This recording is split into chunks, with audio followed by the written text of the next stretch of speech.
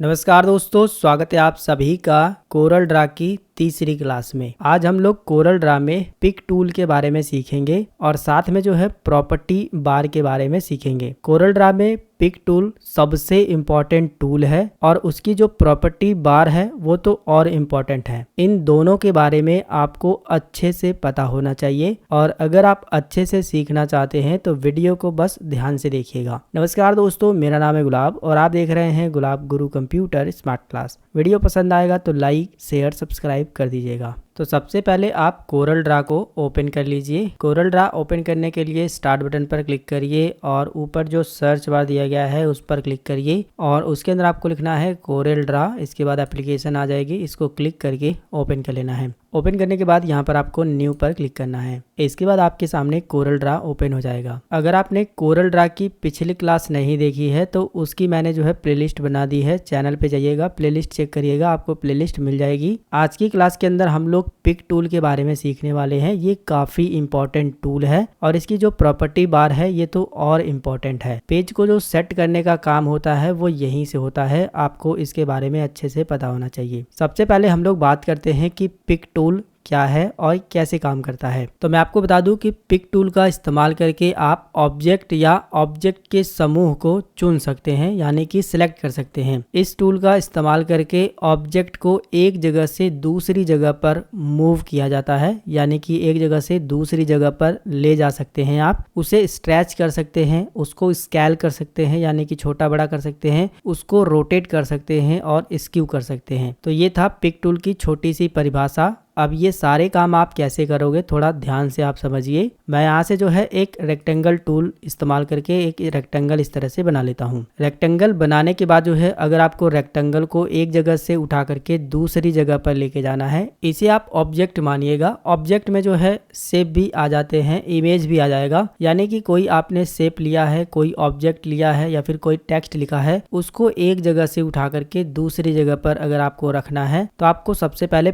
Pick tool को select करना होगा। इसके बाद जो है आप इसे एक जगह से दूसरी जगह पर माउस का लेफ्ट क्लिक करके कहीं पर भी रख सकते हो। इसके अलावा पिक टूल का इस्तेमाल करके आप इसका साइज जो है स्ट्रेच कर सकते हो, मतलब कि छोटा बड़ा कर सकते हो। ये देखिए मिड पॉइंट को पकड़ेंगे, इस तरह से छोटा हो जाएगा, इस तरह से बड़ा हो जाएगा। ऊपर से भी हाइट को भी छोटा कर सकते हो, बड़ा कर सकते हो। इसके अलावा जो है कॉर्नर पकड़ करके एक ही बार में जो है दोनों तरफ का जो साइज है वो एक ही बार में दोनों तरफ से सेट कर सकते हो। तो ये काम होता है पिक टूल से, ठीक है। अगर आप कोई भी काम कर रहे हैं, आप कोई भी टूल इस्तेमाल किए हैं, अगर आपको उस ऑब्जेक्ट को जो है एक जगह से दूसरी जगह लेके जाना है, साइज छोटा बड़ा करना है, उसको रोटेट करना है, तो उसके लिए आपको पिक टूल को ही सिलेक्ट करना होगा। पिक टूल को सिलेक्ट करने की एक शॉर्टकट मैं आपको बता देता हूं। जैसे कि हम ये वाला टूल मान लीजिए सिलेक्ट किए हैं और इस तरह से जो है ये टूल आ गया है। अगर हमें पिक टूल को सिलेक्ट करना है तो केवल कीबोर्ड से स्पेस बार को दबाइएगा। स्पेस बार जो बड़ा वाला बटन है ना वही दबाइएगा, पिक टूल जो है ऑटोमेटिक सेलेक्ट हो जाएगा, ठीक है। इस चीज का आपको ध्यान देना है। इसके बाद जो है आप इस ऑब्जेक्ट को एक जगह से दूसरी जगह पर मूव कर सकते हैं, छोटा बड़ा कर सकते हैं, साथ ही साथ इसे रोटेट भी कर सकते हैं, यानी कि घुमा सकते हैं। घुमाने के लिए आपको बस बीच में क्लिक करना है, रोटेशन पॉइंट मिल जाएगा, आप इस पॉइंट को पकड़ करके घुमा सकते हैं इस तरह से, ठीक है। इसके अलावा कंट्रोल जेड करते हैं, यहाँ पर आपको स्क्यू का पॉइंट मिल जाता है। ये जो पॉइंट आपको दिखाई दे रहा है ना, ये स्क्यू के पॉइंट है। यहाँ से आप जो है इस ऑब्जेक्ट को स्क्यू कर सकते हो इस तरह से, जो है इस तरह से अगर आपको शेप में डिजाइन देना है या फिर किसी ऑब्जेक्ट को स्क्यू करना है तो ये काम जो है ऐसे होता है। अगर आप पहले वाली पोजीशन में आना चाहते हैं तो दोबारा से आपको बीच में ही या फिर जो है इस शेप के ऊपर एक बार क्लिक कर देना है, तो आपके सामने पहले वाली पोजीशन इस तरह से आ जाएगी। बाकी अगर आप जो है शेप को पहले जैसा करना चाहते हैं तो आप कंट्रोल के साथ जेड बटन को प्रेस कर देंगे, तो जो भी आपने एक एक स्टेप आगे किया होगा वो एक एक स्टेप पीछे हो जाएगा। तो ये काम होता है पिक टूल का। फिलहाल हम इसे डिलीट करते हैं, इसे सेलेक्ट करके डिलीट बटन दबा देंगे, वो डिलीट हो जाएगा। अब हम लोग बात करते हैं प्रॉपर्टी बार के बारे में। तो देखिए जो भी आप टूल सेलेक्ट करोगे ना उसके हिसाब से जो है प्रॉपर्टी बार चेंज होता रहता है। आप देखेंगे ऊपर नोटिस करिएगा प्रॉपर्टी बार चेंज हो रहा है। तो हम जिन भी टूल को समझेंगे, जिन टूल के बारे में सीखेंगे, उसकी प्रॉपर्टी बार भी जो है साथ साथ सीखते चले जाएंगे। जैसे कि हम लोग आज पिक टूल के बारे में सीख रहे हैं, तो पिक टूल की जो प्रॉपर्टी बार है वो काफी इंपॉर्टेंट है। इसमें जो है पेज का साइज वगैरह जो सेट करने का ऑप्शन है वो इसी में दिया गया होता है। तो देखिए जब आप कोरल ड्रा में कोई भी काम करेंगे तो उसका जो पेज का साइज है वो आप यहीं से जो है सिलेक्ट करेंगे। जैसे कि देखिए यहाँ पर बाय डिफ़ॉल्ट A4 साइज जो है सिलेक्ट है। इसके अलावा बहुत सारे और पेपर के साइज दिए गए हैं, आप इन भी साइज का इस्तेमाल कर सकते हो। ये जो पेपर के साइज है ना, केवल आपको एक क्लिक करना है, उस साइज में है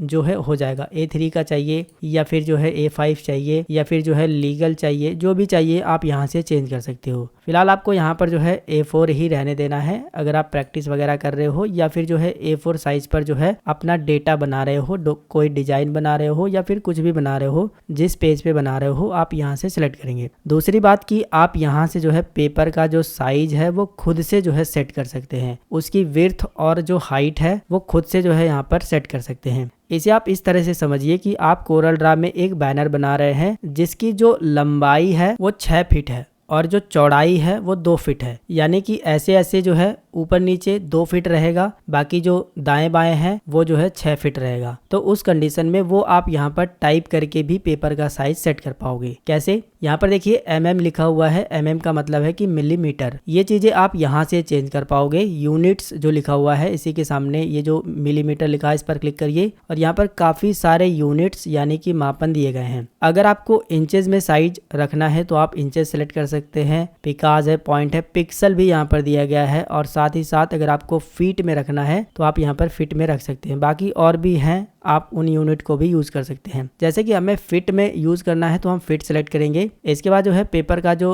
फिट में साइज है वो यहाँ पर शो होगा। हमें क्या काम करना है, जो हमें इसकी चौड़ाई रखनी है यानी कि दाएं बाएं वाला वो हमें यहाँ पर सेट करना है। तो हमें 6 फीट रखनी है तो हम यहाँ पर 6 टाइप कर देंगे और जो उसकी ऊंचाई है यानी कि ऊपर नीचे वो हमें 2 फुट की रखनी है तो हम यहाँ पर 2 टाइप कर देंगे और बाहर क्लिक करते ही उस साइज में जो है पेपर हमारे सामने आ जाएगा। अब आप जो भी डिजाइन इस पे बनाना चाहते हो आराम से बना सकते हो। जो चीजें आप जहां पर सेट करोगे डिजाइन में, प्रिंट करने के बाद वो डिजाइन जो है वहीं पर प्रिंट होगा और अच्छे से प्रिंट होगा। तो इस तरह से जो है आप कस्टम साइज भी जो है पेपर का यहाँ पर दे सकते हो। कोरल ड्रा में जितने भी डिजाइन बनाए जाते हैं वो कस्टम साइज में ही बनाए जाते हैं और इस तरह से कस्टम साइज आप बता करके पेपर का जो साइज है उसे सेट कर सकते हो। फिलहाल अभी जो है हम बाय डिफॉल्ट A4 ही रख लेते हैं। मुझे पूरा भरोसा है कि आपको ये चीज़ समझ आ गई होगी, साथ में आपने यूनिट के बारे में भी सीखा होगा। तो हम इसे मिलीमीटर ही रहने देते हैं। इसी के बगल में जो है आपको ओरिएंटेशन का ऑप्शन मिल जाता है। ओरिएंटेशन में आप 2 काम कर सकते हो, एक तो पोर्ट्रेट और एक लैंडस्केप। पोर्ट्रेट का मतलब ये है कि जो अभी पोजीशन है, जो आपका पेज खड़ा है, इसे पोर्ट्रेट बोला जाता है। अगर आपको अपना डेटा या फिर अपना डिजाइन खड़े पेज में बनाना है तो आप यही रहने देंगे। अगर आपको अपना डेटा या फिर डिजाइन लैंडस्केप में बनाना है इस तरह से आड़े पेज में, तो आप इस पर क्लिक कर देंगे, उस पे जो है सेट हो जाएगा। तो यहाँ से आप जो है ओरिएंटेशन चेंज कर पाओगे अपने हिसाब से जो रखना चाहो। दूसरी बात, यहाँ पर जो है आपको 2 ऑप्शन मिल जाते हैं, सेट डिफॉल्ट और current page size and orientation. ये 2 ऑप्शन बड़े ही कमाल के हैं, बड़े ध्यान से समझिएगा। पहले वाला जो ऑप्शन है इसमें देखेंगे जितना भी पेपर का साइज है वो एक बराबर है। अगर इस वाले ऑप्शन पर क्लिक रहेगा तो जो भी आप पेज लेंगे, यहाँ से देखिए मैंने एक पेज लिया है, दूसरा भी पेज लूंगा तो उसका जो ओरिएंटेशन है वो पोर्ट्रेट ही रहेगा। फिर से एक पेज लूंगा तो पोर्ट्रेट ही रहेगा। अगर मैं किसी एक का ओरिएंटेशन बदल देता हूं तो बाकी सबका जो है बदल जाएगा। आप देख सकते हो इसका भी बदल गया, इसका भी बदल गया, इसका भी। तो ये काम होता है पहले वाले ऑप्शन का, कि मतलब कि जो ओरिएंटेशन है वो एक का बदलोगे तो सभी का बदल जाएगा। लेकिन कभी कभी क्या होगा कि आपको जो है एक पेज तो पोर्ट्रेट करना होगा यानी कि खड़ा डिजाइन बनाना है, लेकिन दूसरा पेज जो है आपको लैंडस्केप करना होगा इस तरह से। तो उस कंडीशन में आपको नीचे वाले ऑप्शन पर क्लिक कर देना है। इसमें जो है आपको डिजाइन भी बना करके दिखाया गया है, इसमें सिंबल भी दिखाया गया है कि पहला पेज खड़ा है, दूसरा लेटा हुआ है, फिर खड़ा है। तो आपको हमेशा इसी पर टिक लगा देना है। इससे ये फायदा होगा कि आप पहला पेज अगर लैंडस्केप कर देते हैं या फिर पोर्ट्रेट कर देते हैं, पहला पेज आपका खड़ा रहेगा तो दूसरे पेज की आप जो है ओरिएंटेशन इस तरह से बदल पाएंगे। दूसरा लैंडस्केप रहेगा, तीसरे को जो है फिर से खड़ा कर सकते हो, इस तरह से खड़ा पेज पे डिजाइन बनाओगे। चौथे को जो है फिर से आप खड़ा कर सकते हो या फिर लैंडस्केप रहेगा, वो आपके हिसाब से आप सेट कर सकते हो। मतलब कि एक पेज का जो ओरिएंटेशन है अगर आप उसे बदल दोगे तो बाकी सभी का बदलेगा नहीं, कहने का मतलब ये है।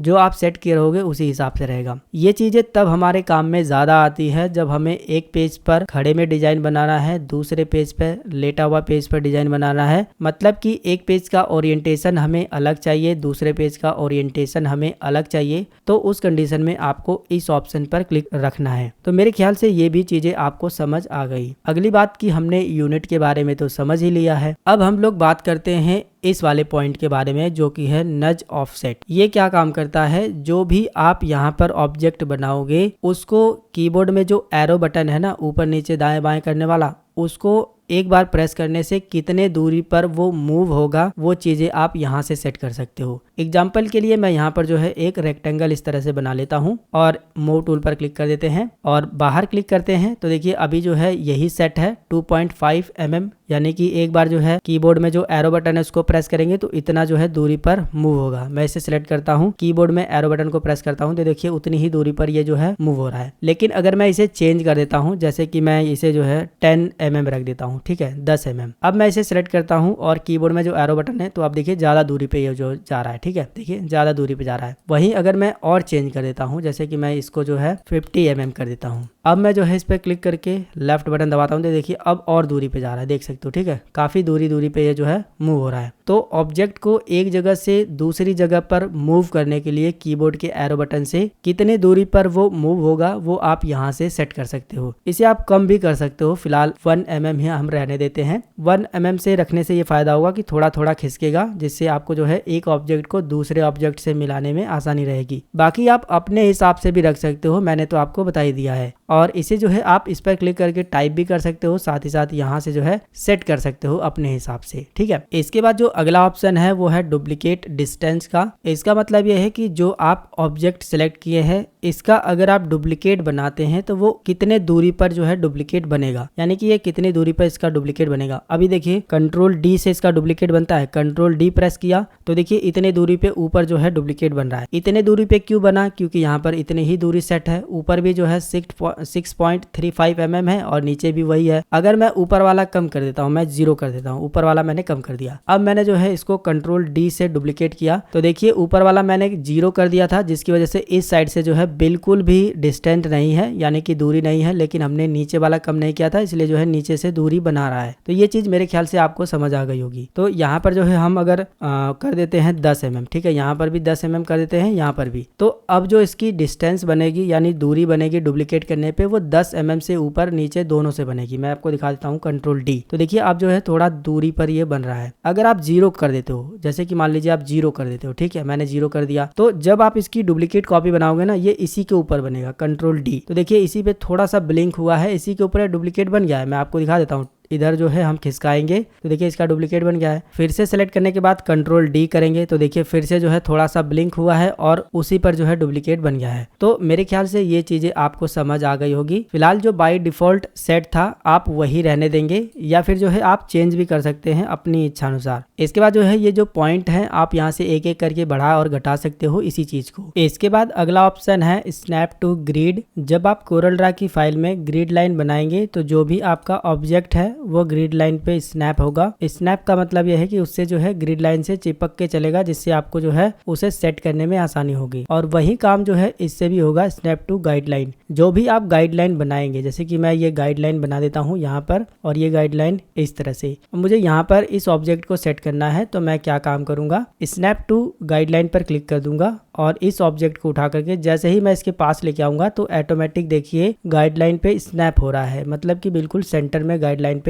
आ जा रहा है, ऊपर से भी इधर से भी बिल्कुल सेट हो जा रहा है, ठीक है। तो यही काम है स्नैप टू ग्रिड का। जब आप ग्रिड लाइन बनाएंगे तो यही काम करेगा। और स्नैप टू गाइडलाइन, गाइडलाइन काफी कमाल का है। अगर आपको जो है दो ऑब्जेक्ट को सेंटर में करना है तो गाइडलाइन को इनेबल करके आप कर सकते हो। फिलहाल हम इसे डिसेबल कर देते हैं और ये जो गाइडलाइन है इसको डिलीट करने के लिए इस पर सिलेक्ट करिए, डिलीट का बटन प्रेस करिएगा तो ये जो है डिलीट हो जाती है। अगला ऑप्शन है स्नैप टू ऑब्जेक्ट। इस ऑप्शन पर ऑलरेडी क्लिक है। इसमें क्या होगा, ऑब्जेक्ट के साथ स्नैप हो जाएगा और ये है डायनेमिक गाइडलाइन, तो ये उतने काम का नहीं है। बाकी जो इसमें सबसे ज्यादा काम का है वो है ट्रीट एज फील्ड। ये काफी इंपॉर्टेंट है। कभी कभी क्या होगा कि अगर ये डिसेबल रहेगा तो आप कोरल ड्रा में कुछ भी बनाएंगे, अगर उसमें कलर नहीं भरे हैं तो उसको कितना भी बीच में सिलेक्ट कर लेंगे, जैसे कि मैं क्लिक कर रहा हूँ ये सिलेक्ट नहीं हो रहा है। जब तक इसकी आउटलाइन पर क्लिक नहीं करेंगे तब तक जो है ये सिलेक्ट नहीं होगा, इस बात का आपको ध्यान देना है। जैसे कि मैंने आउटलाइन पर क्लिक किया तो ये सिलेक्ट हो गया, लेकिन बाहर क्लिक करने के बाद मैं बीच में क्लिक कर रहा हूं तो ये सिलेक्ट नहीं हो रहा है। ये इस वजह से नहीं हो रहा है क्योंकि ये जो ऑप्शन है वो डिसेबल हमने कर दिया है, ट्रीट एज फील्ड। जैसे ही हम इस पर क्लिक कर देंगे इसके बाद जो है हम इस ऑब्जेक्ट पर कहीं पर भी क्लिक करेंगे ऑटोमेटिक सिलेक्शन बन जाएगा। तो अगर आप कोरल ड्रा में काम कर रहे हैं और आपका जो ऑब्जेक्ट है वो इसके ऊपर क्लिक करने के बाद सिलेक्ट नहीं हो रहा है, आपने कलर नहीं फिल किया है, फिर भी जो है आप इस पर क्लिक कर रहे हैं तो वो सिलेक्ट नहीं हो रहा है, तो उसका कारण ये है कि ये डिसेबल है। आप जैसे ही इस पर इनेबल करेंगे, इस पर क्लिक करके इसके बाद आप ऑब्जेक्ट पर क्लिक करेंगे तो वो सिलेक्ट हो जाएगा, चाहे आपने इसमें कलर भरा है या फिर नहीं भरा है। देखिए इस ऑब्जेक्ट में जो है कलर फिल नहीं है, फिर भी हम इसके ऊपर क्लिक कर रहे हैं तो ये सिलेक्ट हो जा रहा है। लेकिन अगर ये ऑप्शन डिसेबल है, फिर अगर हम इस पर क्लिक करेंगे तो वो सिलेक्ट नहीं होगा। सिलेक्ट कब होगा? जब हम इसकी आउटलाइन पर क्लिक कर देंगे या फिर इसके अंदर कलर फिल रहेगा तो ये ऑटोमेटिक सिलेक्शन बनाएगा, इस बात का आपको ध्यान देना है। तो इस ऑप्शन को आपको हमेशा इनेबल करके रखना है, ताकि अगर आप इसमें कलर भी नहीं फिल किए रहेंगे तो भी जो है आप किसी भी ऑब्जेक्ट को ऊपर जो है क्लिक करके सिलेक्ट कर सकते हो। इसके बाद जो अगला ऑप्शन है वो हमारे उतने ज्यादा काम का नहीं है।